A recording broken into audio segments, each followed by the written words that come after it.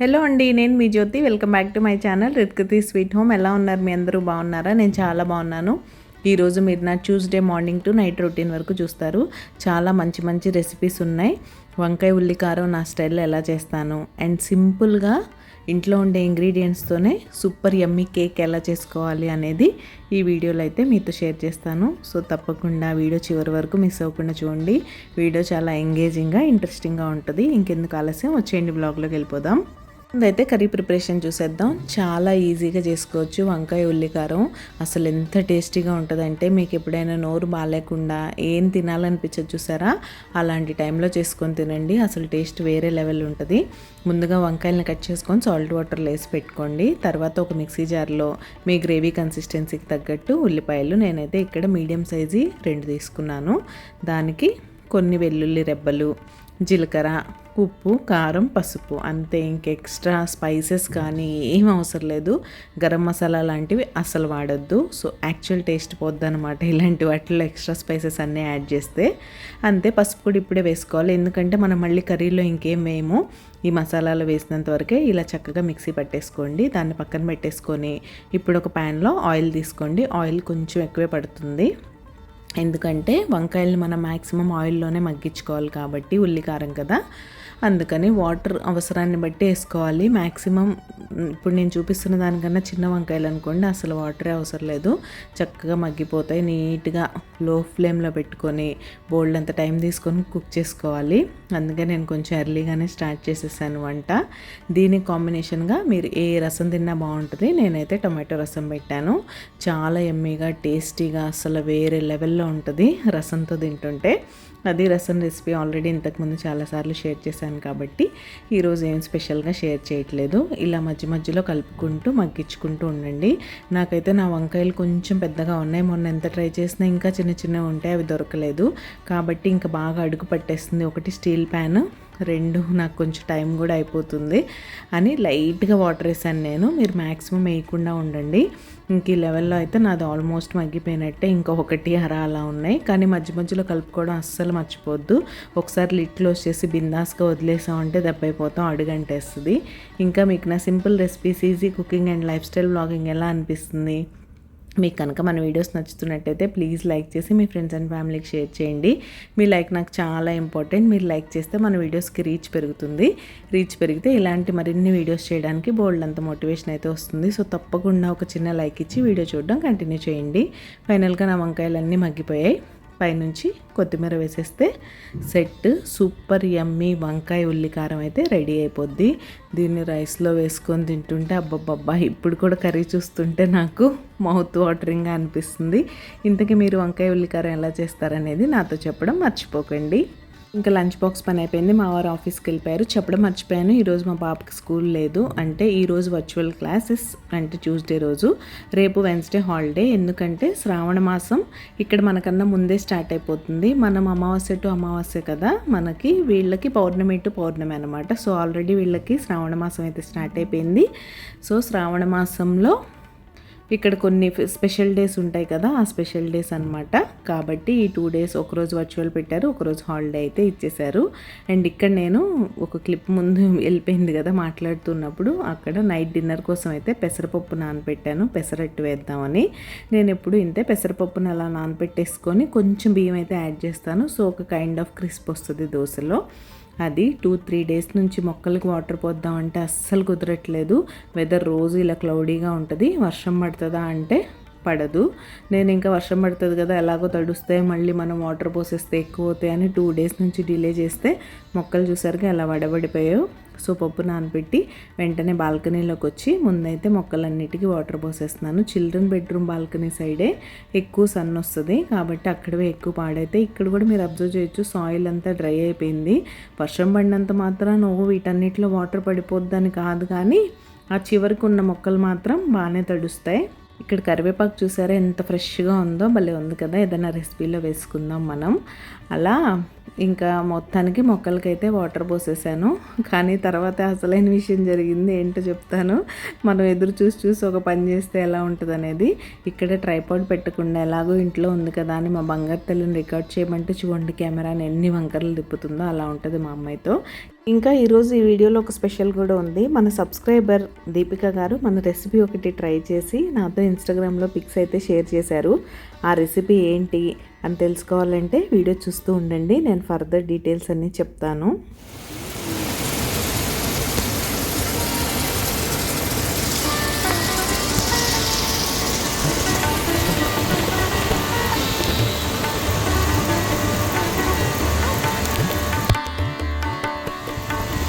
చూసారా అట్లుంటుంది మనతో.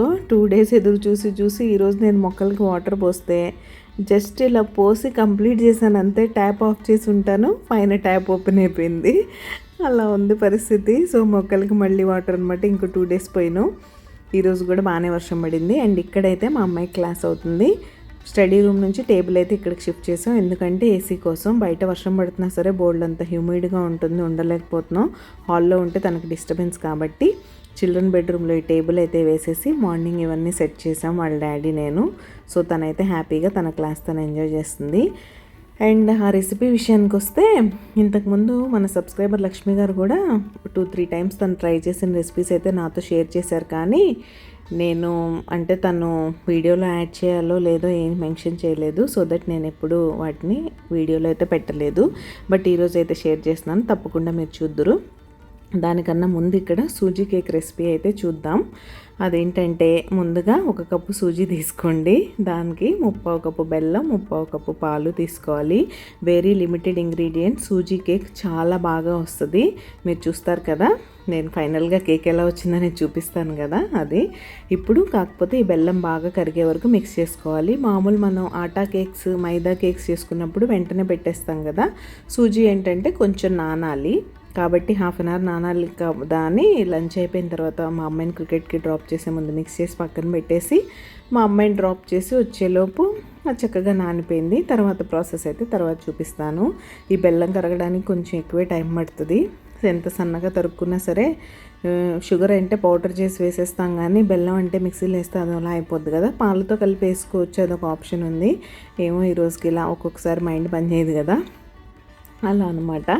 అలా అయితే ఫైనల్గా కరిగిచ్చేసాను చూసారా. విస్కర్తో మిక్స్ చేసి ఫైనల్గా దీన్ని ఇలా పక్కన పెట్టేసి మా అమ్మాయిని అయితే డ్రాప్ చేయడానికి కిందకి వెళ్ళాను.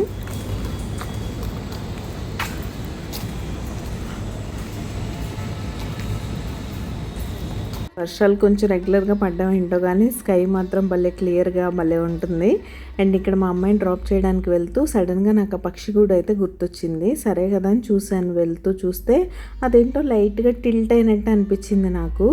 మరి ఏదన్నా పిల్లి లాంటిది వచ్చి పక్షుల్ని తీసుకెళ్ళిపోయిందా, అవే ఫ్లై అయిపోయినాయో తెలియదు, కానీ గూడు మాత్రం కొంచెం టిల్ట్ అయినట్టు అనిపించింది. సరే ఫస్ట్ అయితే తన కిడ్ బ్యాగ్ అవన్నీ అక్కడ పెట్టేసి వస్తూ చూశాను.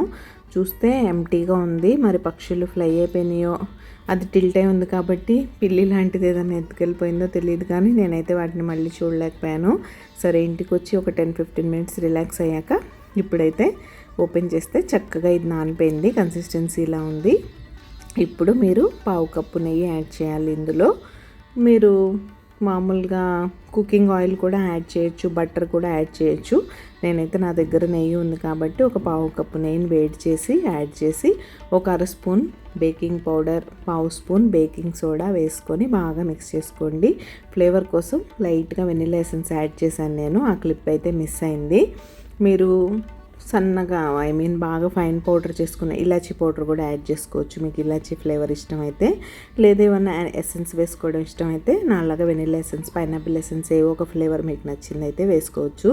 ఇది సూజీ కేక్ కదా, ప్లెయిన్గా ఉంటుంది. దీనిలో ఏ ఎసెన్స్ వేసినా సరే బాగానే ఉంటుంది. ఇలా బాగా మళ్ళీ మిక్స్ చేసుకోవాలి. మిక్స్ చేసుకున్న తర్వాత ఇంకేం చేసేది లేదు, కేక్ మోల్డ్ని గ్రీస్ చేసుకొని దానిలో వేసేసుకొని 30 మినిట్స్లో కేక్ రెడీ అయిపోద్ది. చాలా ఈజీగా ఉంది కదా, సూజీ కేక్ చాలా ఈజీగా చేసేసుకోవచ్చు. అండ్ ఇలాంటి సింపుల్ కేక్స్ మనం ఇంట్లోనే హెల్తీగా బెల్లంతో చేసుకున్నప్పుడు బయట మైదాతో చేసిన కేక్స్ పిల్లలకి పెట్టడం ఎందుకు చెప్పండి. పైగా అమ్మ చేత్తో అమ్మ మన కోసం చేసిందంటే బోల్డ్ అంత హ్యాపీగా ఫీల్ అవుతారు మీ పిల్లలు. సో ఒకసారి తప్పకుండా ట్రై చేసి మీకు ఎలా వచ్చిందనేది నాతో చెప్పండి. పైనుంచి కొంచెం ట్యూటీ ఫ్రూటీ కూడా వేసుకున్నాను నేను. వేసుకొని ముందుగా ప్రీ హీట్ చేసిన ప్యాన్లో ఫ్లేమ్ని బాగా లో టు మీడియం, అంటే లో సైడే ఎక్కువ ఉండాలి, అలా పెట్టేసుకొని 30 మినిట్స్ బేక్ చేసుకుంటే చక్కగా కేక్ అయితే రెడీ అయిపోతుంది. ఫైనల్గా కేక్ ఎలా వచ్చింది, మా అమ్మాయికి నచ్చిందా లేదా అనేది కూడా ఈ వీడియోలోనే మీతో షేర్ చేస్తాను. ఇంతకీ మీరు సబ్స్క్రైబ్ చేసుకున్నారా లేదా? మీరు ఎవరైనా సబ్స్క్రైబ్ చేసుకోకుండా మన వీడియోస్ చూసినట్లయితే ప్లీజ్ సబ్స్క్రైబ్ చేసుకొని నన్ను సపోర్ట్ చేయండి. సబ్స్క్రైబ్ చేసుకున్న తర్వాత బెల్ ఐకాన్ ట్యాప్ చేస్తే 3 ఆప్షన్స్ వస్తాయి. అందులో ఆల్ సెలెక్ట్ చేసుకుంటే నేను ఎప్పుడు వీడియో అప్లోడ్ చేసినా మీ మొబైల్కి నోటిఫికేషన్ వచ్చేస్తుంది. మీ దగ్గర ఫ్రీ టైం ఉన్నప్పుడు చూసేయచ్చు. సో తప్పకుండా సబ్స్క్రైబ్ చేసుకొని నన్ను సపోర్ట్ చేయండి ప్లీజ్. ఫైనల్గా మధ్యలో అస్సలు డిస్టర్బ్ చేయలేదు, నేను డైరెక్ట్గా 30 మినిట్స్ తర్వాత వచ్చేసాను.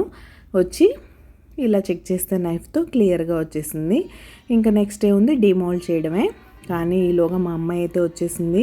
ఒక్క 10 మినిట్స్ ఆగు నాన్న, ఫ్రీగా వచ్చేస్తుంది అంటే మా అమ్మాయికి వేడిగా ఉండగానే డీమోల్డ్ చేసేయాలని గోల్ చేస్తుంది. దానికి సెటిల్ అయ్యే టైం ఇవ్వదు. నేను అనుకుంటూనే ఉన్నాను తను వచ్చేసరికి చల్లారిపోవాలని. ఇక్కడ చూడండి ఎంత కష్టపడాల్సి వచ్చిందో. ఫైనల్గా కొంచెం లోపల లైట్గా అంటుకుంది, బట్ స్టిల్ వచ్చిందిలేండి. ఫైనల్గా ఇలా అయితే తీసేసాను. తను ఇప్పటికీ ఈగర్గా వెయిట్ చేస్తుంది, కట్ చేయాలి తినేయాలని. ఈ హెక్సగాన్ షేప్ నాకు భలే అనిపిస్తుంది హార్ట్ షేప్ కన్నా కూడా. చూడండి ఎంత ఫ్లఫీగా బాగుందో. ఈ కేక్ పీస్ మీకోసమే. తినేసి ఎలా ఉందో చెప్పండి. చూడ్డానికి కాదు, ట్రై చేసి టేస్ట్ ఎలా వచ్చిందో నాతో చెప్పండి. మా అమ్మ ఏమంటుందో వినేద్దాం. తల్లి ఎలా ఉంది సూజీ కేక్? స్వీట్ సరిపోయిందా? నీ కేక్ అయితే చాలా అన్నీ బాగున్నాయంట. ప్లేట్ తీసుకోవచ్చు కదా. సరే ఓకే, ఎంజాయ్. సో ఫైనల్గా నా హ్యాపీనెస్ షేర్ చేసుకునే టైం అయితే వచ్చేసింది. ఇదే మన దీపికగా ట్రై చేసిన మన చికెన్ ఫ్రై పీస్ బిర్యానీ.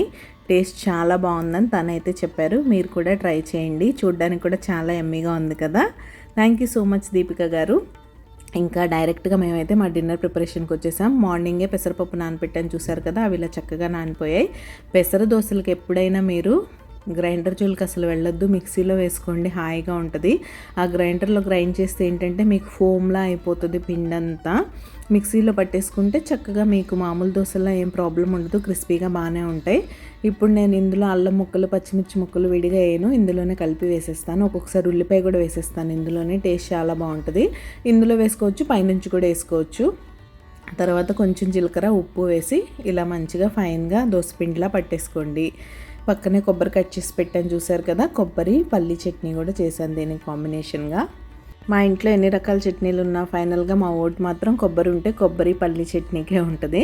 కొంచెం పుట్నాల పప్పు కూడా యాడ్ చేయండి, బాగుంటుంది. మీరు ఉట్టిగా పల్లి చట్నీ చేసుకున్నా సరే అందులో కొంచెం పుట్నాల పప్పు యాడ్ చేస్తే, ఓన్లీ పీనట్స్తో చేస్తే మీకు కొంచెం జిగురుగా ఉంటుంది. అలా లేకుండా దాన్ని కొంచెం బ్యాలెన్స్ చేస్తాయి అన్నమాట పుట్నాల పప్పు.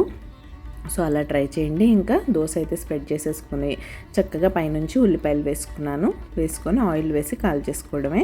మా అమ్మాయి ఉల్లిపాయలే తీసి పక్కన పెట్టేస్తుంది. ఇంకా అల్లం, పచ్చిమిర్చి కూడా పైనుంచి వేసాం అనుకోండి, అవన్నీ ఏరి పెట్టే పనిలో అసలు ఫుడ్ తినదు. అందుకని అవైతే బ్యాటర్లోనే వేసాను, తెలిసే పని లేకుండా. అండ్ పెసరట్టు కానీ మీరు ఏదైనా మిల్లెట్ దోశ కానీ వేసుకుంటే బోత్ సైడ్స్ చక్కగా కాల్చుకోండి. నేను అదే చెప్తున్నాను. పిండి కొంచెం పచ్చిగా ఉన్నప్పుడు మీరు పైనుంచి ఆనియన్స్ వేసేసి ఇలా ప్రెస్ చేశారంటే చక్కగా పిండిలో సెటిల్ అయిపోతాయి. మీరు బోత్ సైడ్స్ కాల్చుకున్నా కూడా ఆనియన్స్ సపరేట్ అయిపోయాయి అనమాట. మీరు పైన వేశారనుకోండి, ఇలా ఫ్లిప్ చేసినప్పుడు ఆనియన్స్ ప్యాన్కి ఉండిపోతాయి. అలా కాకుండా కొంచెం పిండి పచ్చిగా ఉన్నప్పుడు మీరు వేసేసుకొని పైనుంచి ఇలా నొక్కినట్టు చేశారంటే నేను చెప్పినట్టే దోశకు అంటుకుపోయి నీట్గా ఉంటాయి. బోత్ సైడ్స్ కాల్చుకోమని ఎందుకు చెప్తున్నానంటే పెసరపిండి చాలా డేంజరస్. ఇది కుక్ అవ్వకుండా మీరు తిన్నారంటే గ్యాస్ట్రిక్ ఇష్యూస్ వస్తాయి. చిన్నపిల్లలకైతే పొట్టనొప్పి వస్తుంది. కాబట్టి పిల్లలకి పెడుతున్నట్టయితే మీరు చాలా కేర్ఫుల్గా బోత్ సైడ్స్ కాల్చుకొని పెట్టండి. ఇవైనా అంతే, ఈవెన్ మిల్లెట్స్ దోశ అయినా కూడా అంతే, చక్కగా కాల్చుకోవాలి. మీరు నార్మల్ వైట్ దోశ అయితే ఒక సైడ్ కాల్చకుండా ఫ్లిప్ చేసినా పర్లేదు, అది కుక్ అయిపోద్ది త్వరగా. ఇవి మాత్రం కుక్ అవ్వడానికి టైం పడుతుంది కాబట్టి కొంచెం జాగ్రత్తగా ఉండాలి.